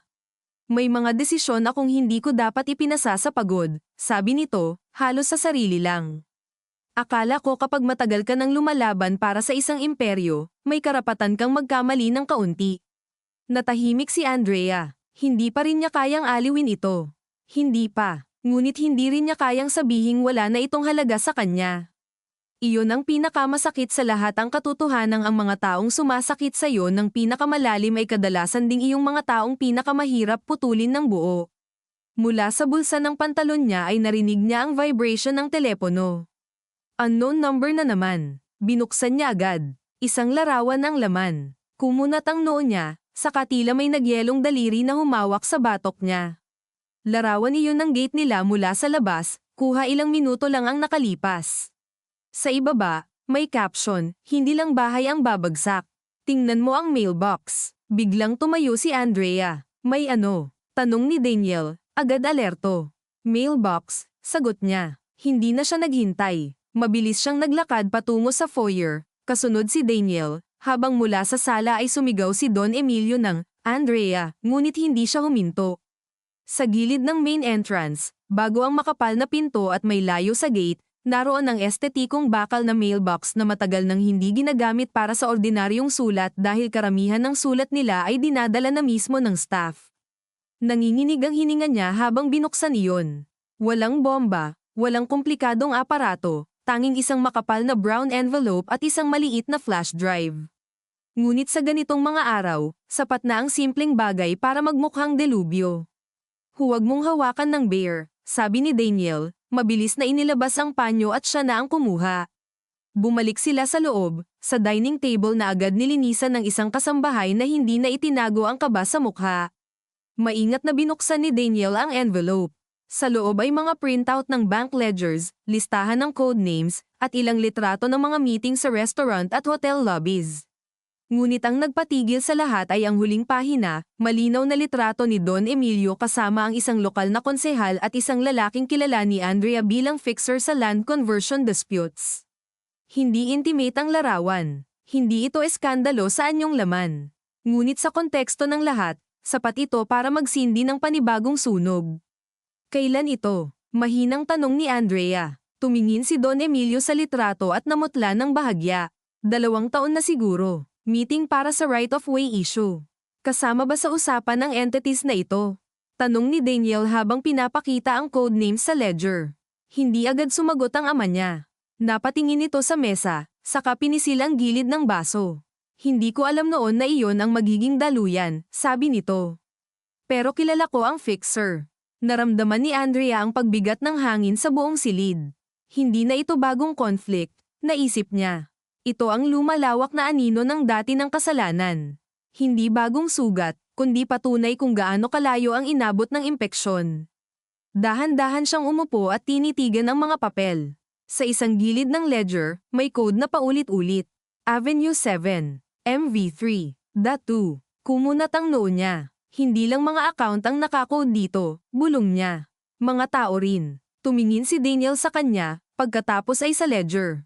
Oo, sabi niya. At kung tama ang basa ko, may rangkang ng mga kayang impluwensyahan. Napahawak si Andrea sa noo. Ang pakiramdam niya ay para na siyang binabayo ng alon na ayaw huminto. Bawat pag-aakalang malapit na ang pinakamalalim na bahagi ay sinusundan ng panibagong lagapak. Ngunit sa gitna ng hilo ay may unti-unting linaw ding sumisibol. Ang mga nagpapadala nito ay hindi lang nananakot. Nakikipagtransaksyon sila. Pinapakita nila kung gaano karami ang kaya nilang ilabas. Ibig sabihin, gusto nilang may pumili ng pananahimik kapalit ng kontroladong pagkawasak. At sa sandaling iyon, alam ni Andrea na ang pinakamapanganib na desisyon ay hindi kung ilalabas ba ang katotohanan, kundi kung aling katotohanan ang mauuna niyang ihahain at kung sino ang unang masasagasaan nito sa loob ng sarili niyang bahay. Sa gabing iyon, hindi na umalis si Daniel. Hindi iyon pinag-usapan ng malinaw, walang formal na paanyaya mula kay Andrea at wala ring tahasang pahintulot mula kay Don Emilio, ngunit sa bahay na iyon kung saan ang bawat tao ay pagod na sa pagdadamot ng salita, ang pananatili ay nagkaroon ng sariling katahimikang hindi na kailangang ipaliwanag. Sa dining table, nanatiling nakabukas ang mga papel, ang ledger, ang flash drive, at ang litrato ni Don Emilio na parang mga bagay na may sariling bigat, sariling amoy, sariling kapangyarihang baguhin ang tono ng bawat susunod na umaga. Ang ilaw mula sa chandelier ay hindi na mukhang mariinggel, masyado itong maliwanag para sa mga mukha nilang ubos na ang ilusyon. Si Andrea ay nakaupo ng tuwid ngunit sa ilalim ng mesa ay nakatapak ng madiin ang paa niya sa sahig, para bang kailangan niyang ipaalala sa sariling may lupa pa sa ilalim ng lahat ng ito. Hindi na ito tungkol sa pagligtas ng pangalan, sabi niya, mabagal, maingat, bawat salita ay parang nilalasap muna ang pait bago ilabas. Tungkol na ito sa pagpili kung gaano kalaki ang ilalabas natin bago sila pa ang magdikta ng kwento. Si Attorney Serrano, na agad pinatawag pabalik sa bahay pagkakita sa laman ng mailbox, ay nakatayo sa gilid ng mesa na may hawak na baso ng tubig na hindi niya iniinom. Kapag tayo ang naunang maglabas, sabi niya, may tsansa tayong ma-frame ang narrative bilang internal cleansing, cooperation, voluntary disclosure. Kapag sila ang nauna, lalabas tayong hinabol, tinulak, at nagtago. At alin ang mas totoo? Tanong ni Andrea nang hindi tumitingin. Natahimik ang abogado. Hindi siya sanay sa tanong na walang legal angle, at halatang ayaw niyang sagutin sa paraang personal. Ngunit si Don Emilio ang sumagot. Parehong totoo, sabi nito, mabigat ang tinig. Nagtago tayo. At ngayon, hinahabol tayo. Walang sino mang sumalungat. Ang pagsang-ayon ng katotohanan ay hindi na kailangang ipahayag kapag lahat kayo ay sabay-sabay ng nilalamon nito. Huminga si Andrea ng malalim at muling tiningnan ang codenames sa ledger. Avenue 7, MV3, .2. Hindi siya sanay tingnan ang mga tao sa pamamagitan ng mga kodigo, ngunit nauunawaan niyang sa mundo ng mga fixer at front companies, mas madaling i-compress ang tao sa 2 titik at 1 numero, mas madaling gawing piraso kaysa buong budi. Bulong niya. Hindi ito sa akin. Baka isang contact, sabi ni Daniel. O broker assignment. Hindi lahat ng code ay direct initials. Pero iyong MV, tanong niya nang walang buhay ang tawa. Napaka-creative naman nila. May pattern, sagot ni Daniel, yumuko ng bahagya sa ledger. Mas mataas ang numerong kasunod, mas mataas ang degree of access o influence. Kung tama ang basa ko, mas mabigat ang Avenue 7 kaysa MV3. Avenue. Napatingin si Andrea. Andrea Villanueva. Hindi agad sumagot si Daniel. Iyon na mismo ang sagot. Napahawak si Andrea sa sentido. Sa loob ng ilang segundo, naghalo ang mga alaala mga charity gala na dinaluhan niya para sa kumpanya, mga public statements na pinabasa sa kanya dahil mas mabango raw sa media ang mukha niya, mga campaign ng foundation nila na idinikit sa land development projects para magmukhang may social conscience ang mga ito. Lahat ng iyon, akala niya noon ay bahagi ng obligasyong kaakibat ng apelyido. Ngayon, unti-unting binubuo ng kanyang isip ang posibilidad na ginamit na pala siyang asset nang hindi niya alam. Hindi sa pera, sa kredibilidad, sa larawan, sa tiwala ng publiko. Ginamit nila ako, mahina niyang sabi, halos sa sarili lang. Mas matagal kaysa sa alam ko. May sagot sana si Don Emilio, ngunit hindi niya itinuloy. Marahil alam nitong anumang sasabihin niya ngayon ay tatama lamang sa sugat na siya rin ang tumulong lumikha. Lumalim ang gabi at kumonti ang mga tunog sa labas. Ayon sa mga gwardya, unti-unting umalis ang ilang media, ngunit may nanatiling van at 2 motorsiklo malapit sa gate, tahimik na parang mga hayop na alam na may babalikan pang dugo sa umaga. Sa loob ng bahay, si Andrea ay nagpasya. Hindi ito malaking theatrical na desisyon. Walang pagtayo, walang pagmarcha, walang sigaw. Isa lamang itong paghinga na mas mahaba kaysa sa nauna. Kasunod ang pag-abot niya sa telepono at pagtawag sa independent director na si MS Tansenko, ang isa sa iilang taong sa board ay hindi umiikot sa utang na loob sa ama niya. Sumagot ito sa ikatlong ring, halatang gising pa. Andrea, kailangan ko ng espesyal na board disclosure session bukas ng umaga, sabi niya. Hindi lang para sa audit, para sa voluntary submission sa regulators at sa anti-money laundering review. Tahimik ang kabilang linya ng ilang sandali. Sigurado ka? Hindi. Tumitig siya sa mga papel sa harap niya. Pero tapos na akong maghintay hanggang maging sigurado ang lahat. Kapag ginawa mo yan, sabi ng babae sa kabilang linya, paputok ng buo ang kontrol ng pamilya ninyo sa kumpanya. Alam ko. At posibleng ikaw ang mukha ng pag-amin. Mas mabuti na iyon kaysa mukha ng pagtatakip.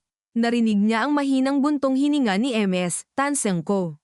Ihahanda ko. Pagkababa niya ng tawag, nag-iba ang temperatura ng silid kahit walang gumalaw sa thermostat. Alam ng lahat kung ano ang ibig sabihin noon. Kapag itinulak niya ang voluntary disclosure, hindi na kayang ipitin ng pamilya lang ang problema. Papasok ang estado, papasok ang records, papasok ang mga taong walang pakialam sa apelyido pero may pakialam sa trail. Ang ibig sabihin yun ay may maliligtas na maliit siguro ang ilang empleyado. Siguro ang kaunting integridad ng natitirang legal na assets pero may mababasag na hindi na mabubuo, lalo na ang kapangyarihan ni Don Emilio sa kumpanyang itinuring nitong extension ng sariling katawan. Ginawa mo na ang desisyon mo, sabi ng ama niya.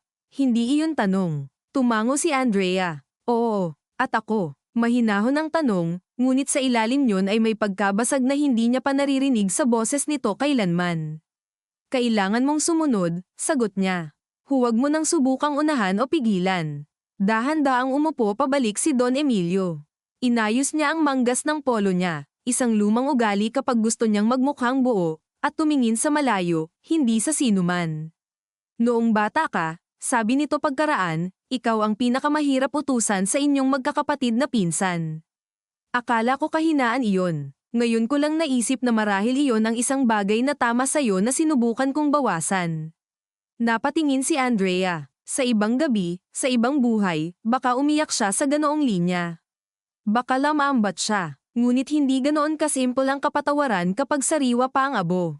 Masyado nang huli para gawing papuri ang lahat ng pinigil mo noon, tahimik niyang sabi. Tumango si Don Emilio, tinanggap ang tama. Oo, sagot nito. Pero hindi ibig sabihing hindi ko sasabihin.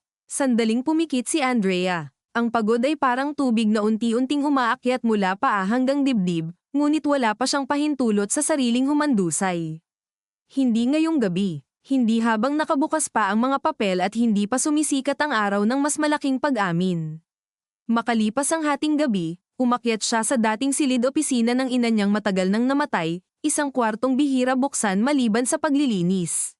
Doon siya madalas pumunta noong mas bata pa siya kapag hindi niya matiis ang tunog ng baayang mahigpit na tono ng ama, ang pangangailangang laging maayos ang postura, ang katahimikang parang utos.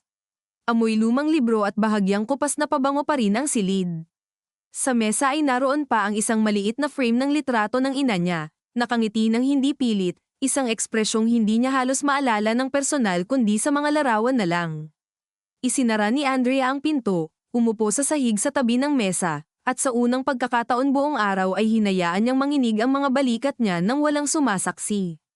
Hindi ito malaking hikbi, mas masakit, iyong tahimik na iyak na halos walang tunog, iyong luha na dumidiretso lang dahil wala ng lakas ang katawan magdrama. Hindi ko alam kung tama ba ta, bulong niya sa wala. Pero alam kong mali na ang dati. Hinaplos niya ang frame gamit ang hinlalaki. Naalala niya kung paanong ang ina niya, noong nabubuhay pa, ay marunong ngumiti sa ama niyang mainit ang ulo nang hindi nagpapakumbaba. Marunong magsabi ng tama na sa malambing na boses pero walang alog. Noon, akala ni Andrea lamang lang iyon.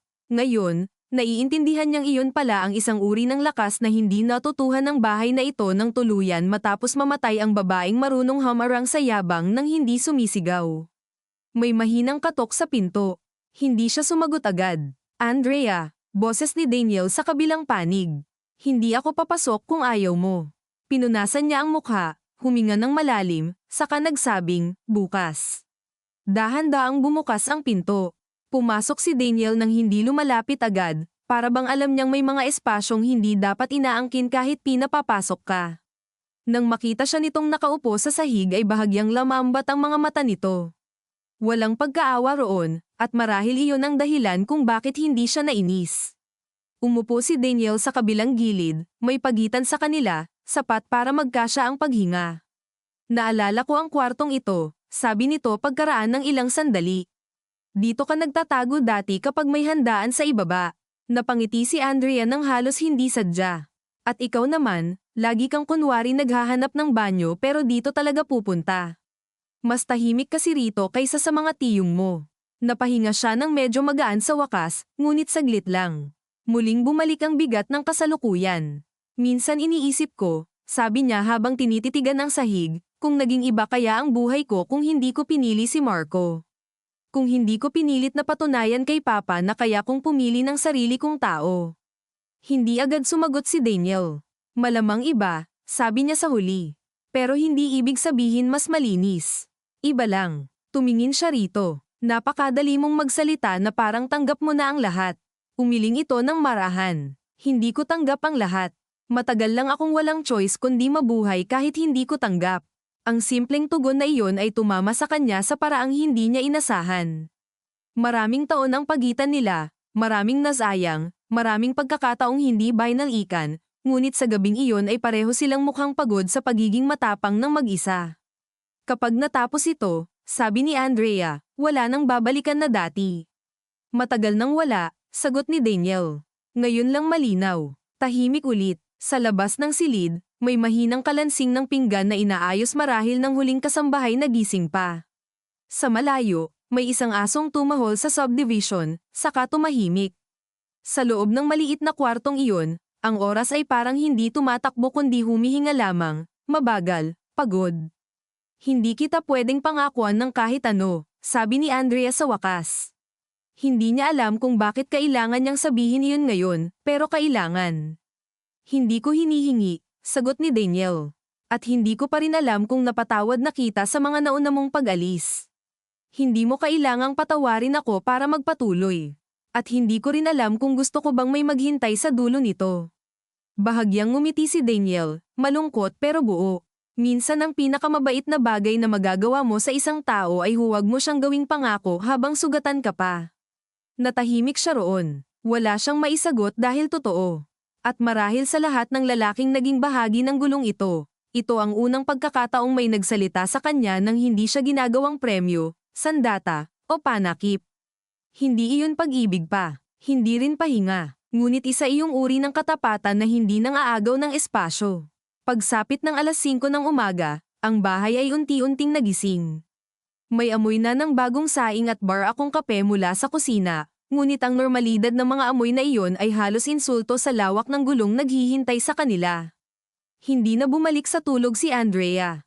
Naligo siya sa malamig na tubig, pinili ang pinakasimpleng puting blouse at maitim na pantalon, naglagay ng manipis na kolorete na hindi para gumanda kundi para hindi magmukhang tuluyang winasak, at nang humarap siya sa salamin ay hindi niya hinanap ang dating sarili.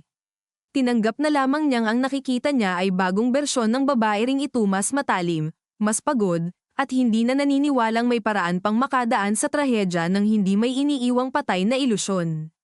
Sa ibaba, naghihintay na si Don Emilio sa hapag, hindi na nakapolo ng pangbahay kundi nakalong sleeves na kulay abo, para bang pupunta ito sa isang libing na alam niyang kanya ring bahagi.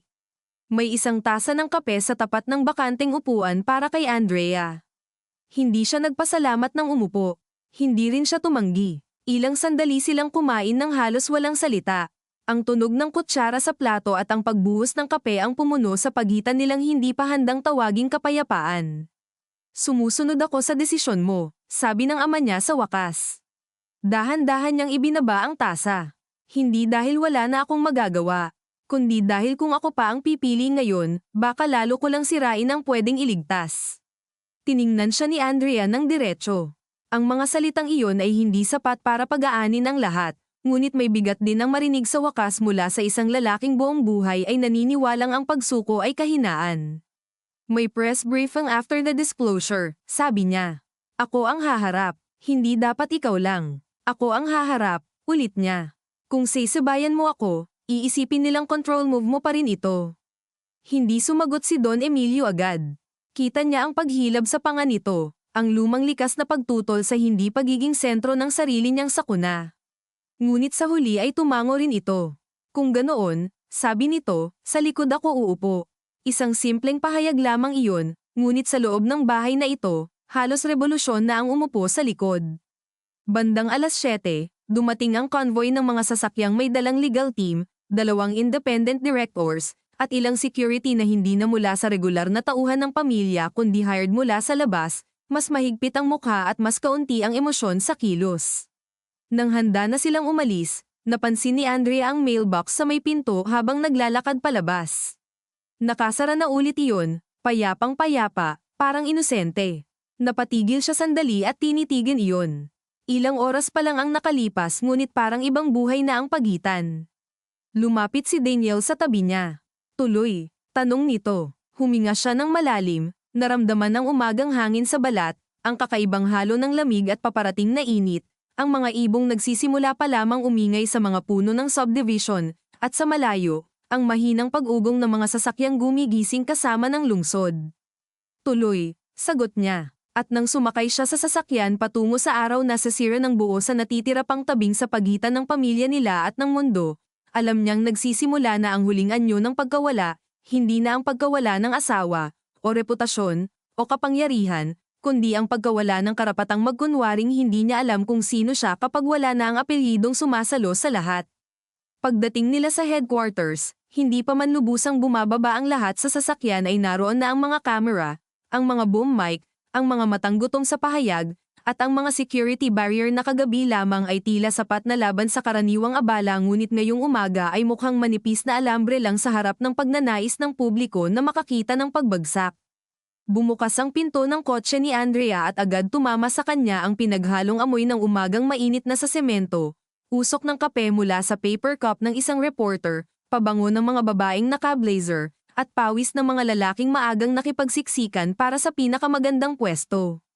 Sa loob-loob niya ay gusto niyang yumuko at maglakad ng mabilis, ngunit hindi iyon ang araw para magmukhang tumatakas. Kaya inangat niya ang baba, inayos ang bag sa balikat, at lumakad ng tuwid habang sa magkabilang gilid ay nagsisigawan ang mga tanong. MS, Villanueva, totoo bang may money laundering? Magre-resign po ba si Don Emilio? Ano po ang relasyon ninyo ngayon sa asawa ninyo? May kinalaman po ba kayo sa shell companies? Ang huli ang pinakamasakit, hindi dahil bago ito kundi dahil iyon ang tunay na halaga ng ganitong eskandalo, kahit ikaw ang humila ng takip, kasama ka pa ring susunugin ng apoy. Sa gilid ng mata niya ay nakita niyang sumusunod si Don Emilio kasama ang 2 legal counsel at 2 hakbang sa likod naman si Daniel, hindi nakikihalo sa formation ngunit hindi rin lumalayo, gaya ng dati niyang paraan ng pagiging naroon nang hindi nang aangkin ng sentro.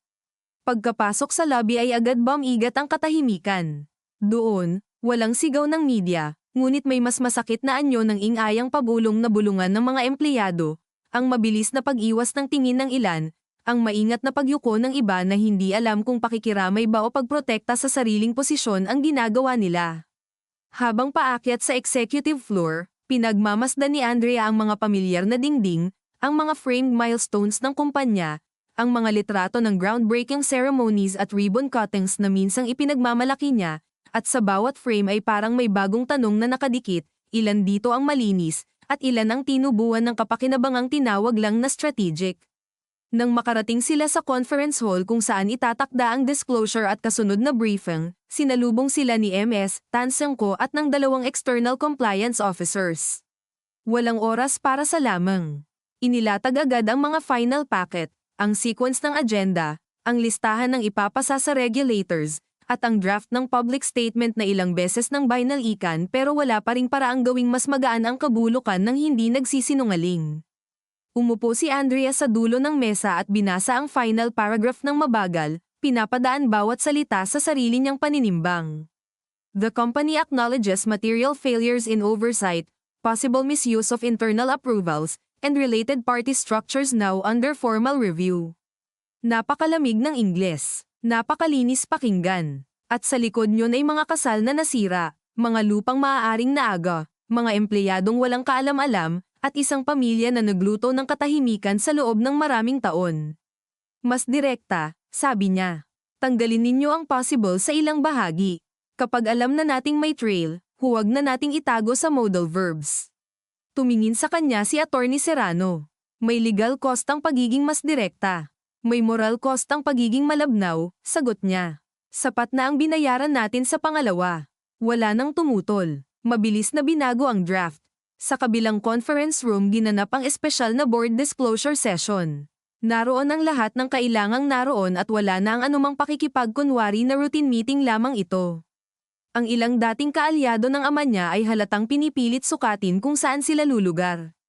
Ang iba na may kitang-kita ang galit, ngunit hindi malinaw kung galit sa ginawa o galit na nabuking.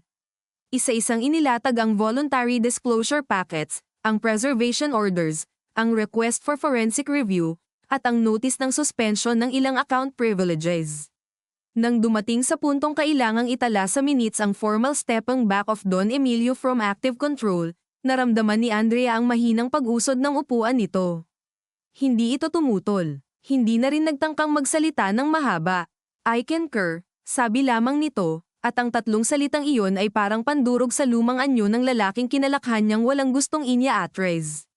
Si Marco ay naroon din, ngunit hindi na sa gitnang pwesto. Sa gilid lamang, kasama ang counsel, tahimik, mapatla, at tila mas maliit sa sarili niyang anino. Minsan, sa mga sandaling hindi niya sinasadya, napapadako ang tingin ni Andrea sa kanya at sa bawat sulyap ay may natitirang bahagi ng puso niyang napapailing hindi dahil mahal pa kundi dahil nakakapanghinayang na may mga taong kayang maging parehong kanlungan at pandurog sa loob ng iisang buhay. Nang matapos ang internal session at pirmahan ang mahahalagang resolution, halos wala ng oras para huminga bago ang briefing. Sa maliit na holding room sa likod ng media hall, inayos ni Andrea ang microphone clip sa kwelyo niya habang may makeup artist na halatang hindi sanay sa ganitong klase ng tensyon ang pilit tinatakpan ang pagkapuyat sa ilalim ng mga mata niya. Ma'am, konting powder lang po, sabi ng babae ng marahan. Tumango si Andrea. Nang umalis ang lahat sa silid para ihanda ang cue, saglit siyang naiwang mag-isa. Tumingin siya sa salamin. Hindi niya kilala ng buo ang babaeng kaharap niya roon, ngunit hindi rin siya natakot. May lungkot, oo, may puyat, may galit na hindi pa ubos. Pero naroon din ang isang tuwid na linya sa bibig na noon ay wala pa isang uri ng pagtanggap na hindi kapayapaan ngunit sapat para humarap. May marahang katok, pumasok si Don Emilio. Saglit silang nagkatitigan, mag-ama ngunit halos parang 2 taong sabay lang inabot ng iisang bagyo.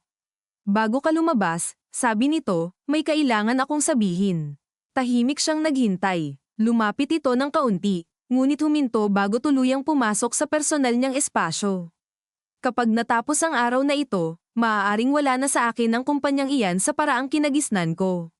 Maaaring hindi na rin bumalik ang pangalan natin sa dati. Huminga ito ng mabigat, pero mas gugustuhin kong mangyari iyon kaysa makita kitang matutong magsinungaling ng kasing husay ko. Naramdaman ni Andrea ang pagkirot sa lalamunan. Papahuwag mo akong patawarin ngayon, putol nito, marahan lamang. Baka insulto pa iyon sa bigat ng ginawa ko at pinabayaan ko. Gawin mo na lang ang dapat mong gawin. Sa unang pagkakataon sa maraming araw, siya ang naunang umurong sa salita. Tumango lang siya, maliit ngunit totoo. Hindi iyon kapatawaran. Hindi rin pagbabalik loob. Ngunit marahil iyon ang unang hibla ng isang hinaharap na hindi pa nila alam kung may anyo.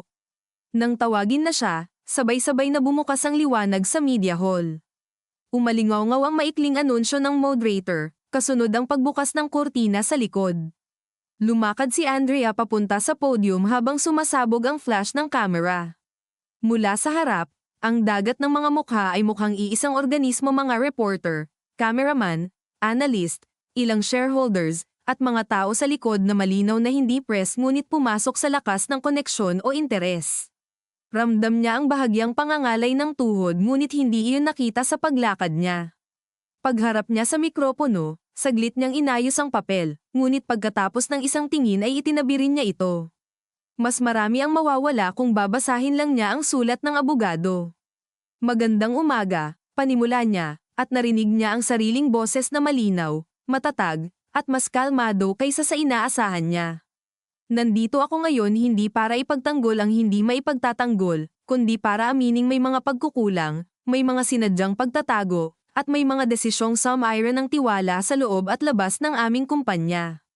Hindi siya nagmamadali, bawat pangungusap ay hinayaan niyang lumapag, kahit ramdam niyang may ilang tao sa likod na nais-sanay mas mabilis para makarating agad sa soundbite. Bilang miyembro ng pamilya na nagtataguyod sa kumpanyang ito, at bilang opisyal na ginamit din ang pangalan at mukha sa ilang proyekto, hindi ako magpapanggap na nasa labas ako ng lahat ng ito. May mga bagay akong hindi nakita, may mga bagay akong huli nang naunawaan, at may pananagutan ako sa bahaging naging tahimik ako dahil naniwala akong sapat ang tiwala sa mga taong malapit sa akin. Kumirat ang dibdib niya sa huling bahagi. Narinig niya ang bahagyang ingay ng mga ballpen at keyboard. Sa gilid ng mata niya, nakita niyang nakaupo sa likod si Don Emilio, eksaktong gaya ng sinabi nito, wala sa unahan, at bagaman tuwid pa rin ang likod ay malinaw na hindi na ito ang lumang eksena kung saan siya ang nagsasalita at lahat ay sumusunod. Ngayong araw, patuloy niya, nagsumite kami ng voluntary disclosures sa kaukulang regulatory bodies, nagpatupad ng preservation and audit measures, at pansamantalang inalis sa operational control ang mga sangkot habang nagpapatuloy ang investigasyon. Kabilang dito ang sarili kong pamilya. Kasama ang mga desisyong ito ang malalaking kahihinatnan sa reputasyon, sa negosyo, at sa personal naming buhay. Ngunit ang pagtatangkang iligtas ang pangalan sa pamamagitan ng pagtatakip ay lalo lamang sumisira sa mga taong dapat pinoprotektahan. May isang reporter sa unahan na bahagyang yumuko, tila hindi inaasahang makaririnig ng ganitong antas ng direktang pag-amin. Nagpatuloy siya. Sinabi niya ang kaya niyang sabihin nang hindi isinasakripisyo ang mismong proseso ng legal na paghahabol. Inamin niya ang misuse of approvals, ang interconnected entities, ang need for cooperation, ang pananagutan sa oversight. Hindi niya dinetalye ang lahat ng dumi, ngunit hindi na rin niya tinakpan ang anyo. Nang dumating ang tanungan, doon tunay na nagsimula ang paghiwa. Ms. Villanueva, did your husband use your marriage as cover for illicit transactions? Ms. Villanueva, did your father know? Will you pursue criminal complaints? Are you separating from your husband? Did you personally benefit from any of the land deals? Ang bawat tanong ay may dalang sibat na may iba't ibang talim, ang ilan pang negosyo, ang ilan purong chismis na binihisan ng public interest. Pinili ni Andrea kung alin ang sasagutin ng buo, alin ang lalagyan ng hangganan, at alin ang papatayin sa isang tuwid na I will not speculate beyond the evidence already submitted. Ngunit nang may isang babaeng reporter na mas bata kaysa sa inaakala niya ang tumayo at magtanong, sa tingin ninyo po ba pwede pang maghilom ang pamilya ninyo pagkatapos nito? Doon siya unang natahimik ng bahagya. Hindi dahil walang sagot, kundi dahil napakabigat ng salitang maghilom kapag sariwa pa ang hiwa. Tiningnan niya ang reporter, pagkatapos ay saglit na sumulyap sa likod kung saan naroon ang ama niya, at sa gilid kung saan alam niyang nasa pintuan lang si Daniel kahit hindi niya kailangang lingunin para malaman. Ang totoo, sabi niya sa wakas, hindi lahat ng sugat ay naghihilom ng bumabalik sa dati. Minsan ang pinakamabuting mangyayari ay titigil lang itong magnana, pero mananatili ang pilat. At baka iyon na ang pinakatapat na anyo ng pag-asa sa puntong ito. Walang pumalakpak, hindi iyon ganoong klase ng silid. Ngunit ramdam niyang ang tanong na iyon ang nagdala ng buong umaga mula corporate scandal tungo sa kung ano talaga ito pamilya, kapangyarihan, at katotohanang huli ng pinili. Pagkatapos ng briefing, halos mabuwal ang adrenaline sa katawan niya. Sa holding room, pagkasara ng pinto, napahawak siya sa likod ng upuan at pumikit. Naroon agad si Daniel, isang basong tubig sa kamay. Hindi siya nagsalita. Iniabot lang niya iyon. Kinuha ni Andrea at ininom ng dahan-dahan, ramdam ang lamig na dumadaan sa lalamunan na maghapon niyang pinagtrabaho para magsalita. Tapos na ba? Tanong niya, hindi malinaw kung sa sarili, sa araw, o sa mas malaking laban. Hindi pa, sagot ni Daniel. Pero may isang bagay na natapos na.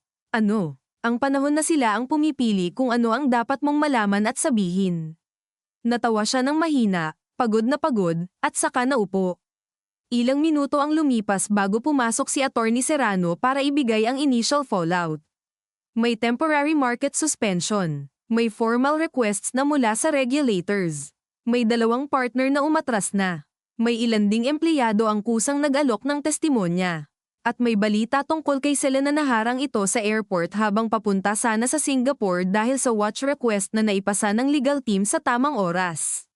Sa halip na makaramdam ng ginhawa, nakaramdam si Andrea ng kakaibang kabigatan. Hindi dahil ayaw niyang mahuli ang babae, kundi dahil sa bawat nahuhuling piraso ay lalo lang lumino kung gaano karaming taon ang ginugol ng lahat sa pagtatayo ng mga lagusang akala nila ay walang katapusan. Kinagabihan, nang makabalik siya sa bahay, mas tahimik na ang paligid. Wala na ang karamihan ng media. Naiwan ang iilang sasakyang malayo sa gate, ngunit ang sigaw ng araw ay napalitan na ng pagod ng gabing hindi sigurado kung may susunod pang pagsabog bukas. Sa loob ng bahay, nakita niyang nakaupo si Don Emilio sa sala, walang telebisyon, walang hawak na kahit ano, nakatitig lamang sa bakuran na madilim maliban sa ilang garden lights. Umupo si Andrea sa sofa sa tapat, may pagitan pa rin ngunit hindi na kasing lapad ng dati. Naaresto si Selena sa airport, sabi niya. Tumango ang ama, narinig ko. Tahimik ulit, maya-maya, nagsalita ito. Maghahain ako ng formal resignation sa chairmanship bukas. Tumingin siya rito. Sigurado ka? Hindi na mahalaga kung sigurado ako. Mahalaga, kailangan. Pinagmasdan niya ang mukha ng ama niya. Nandoon pa rin ang bakas ng dating kapangyarihan, ngunit may bago ng guhit ng pagkilala sa hangganan ng sarili. Hindi ko alam kung paano ka titingnan pagkatapos ng lahat ng ito, tapat niyang sabi. Bilang ama pa rin, oo. Pero hindi na gaya ng dati. Tumingin ito sa kanya, at sa mga mata nito ay walang depensa. Hindi ko rin hinahanap ang dati. Iyon marahil ang pinakadapat nilang marinig mula sa isa't isa. Hindi pagbabalik, hindi pagbura, kundi pagtanggap na ang mga susunod na taon, kung meron man, ay itatayo sa bagong lupa at hindi sa lumang palapag na gumuho na. Nang umakyat si Andrea sa kanyang kwarto, nadatnan niya sa may pinto ang wedding photo nilang mag-asawa na baliktad pa rin mula nang una niya itong ipihit. Dahan-dahan niya itong pinulot, tiningnan ng matagal, at sa wakas ay inilagay sa loob ng drawer, hindi sinira, hindi rin ibinalik sa pwesto. Isang uri iyon ng pagpanaw na hindi marahas ngunit buo. Mula sa telepono niya ay may pumasok na mensahe mula kay Marco, unang mensahe mula umaga, narinig ko ang briefing. Hindi ko hihilinging patawarin mo ako. Sana lang dumating ang araw na hindi mo na ako bitbit sa bawat tahimik mong gabi. Matagal niya iyong tinitigan. Pagkatapos ay nag-type siya ng iisang sagot, ang ilan sa mga bagay na ginawa mo ay hindi mawawala. Pero hindi ko na rin hahayaang doon umiikot ang buong buhay ko. Ipinadala niya iyon at ibinaba ang telepono. Maya-maya ay may isa pang mensahe, ngayon mula kay Daniel, nasa labas lang ako. Uuwi na ako kung okay ka na. Napangiti siya ng napakaliit, halos pagod na anyo lang ng init. Sumagot siya, salamat, umuwi ka na, bukas may laban pa rin. Ilang segundo ang lumipas bago dumating ang reply, oo. Pero bukas, hindi ka na mag-isa sa katotohanan. Pinatay ni Andrea ang screen at lumapit sa bintana. Sa labas, ang gabi sa subdivision ay mukhang katulad ng maraming gabing lumipas mga ilaw, mga puno, mga bahay na nakasarado ang mga kurtina. Ngunit wala nang dati sa tingin niya. At marahil iyon ang pinakamalaking pagkawala at pinakamalaking paglaya ng sabay, ang malaman na ang bahay, pamilya, at pangalan ay hindi sapat na pader laban sa pagkabulok, pero hindi rin sapat na tanikala para pigilan ng isang taong sa wakas ay pumiling tumingin ng diretso. Habang nakatayo siya roon, hindi pa payapa ang dibdib niya. Hindi pa rin ligtas ang lahat. May mga kaso pang haharapin, mga empleyadong maaaring mawalan ng trabaho, mga kaibigang iiwas, mga headline pang babalik-balik, at isang amang posibleng tumanda ng bitbit ang bigat ng mga pasyang hindi na mababawi. Wala ring kasiguruhan kung saan haantong si Daniel sa bagong anyo ng buhay niya, o kung anong klaseng babae ang mabubuo sa kanya pagkaraan ng lahat. Ngunit sa unang pagkakataon, ang hinaharap ay hindi na mukhang isang pasilyong ipinlano ng iba para sa kanya. Isa na itong madilim na kalsadang siya mismo ang lalaki rin, kahit mabato, kahit may putik, kahit walang pangakong malinis ang dulo. At sa ganoong uri ng gabi, sapat na muna ang katotohanang hindi na siya nakatayo sa loob ng kasinungalingang pinaganda ng mga ilaw ng ibang tao. Nakatayo na siya sa sarili niyang anino, sugatan, pagod, at hindi payapa, pero sa wakas ay totoo.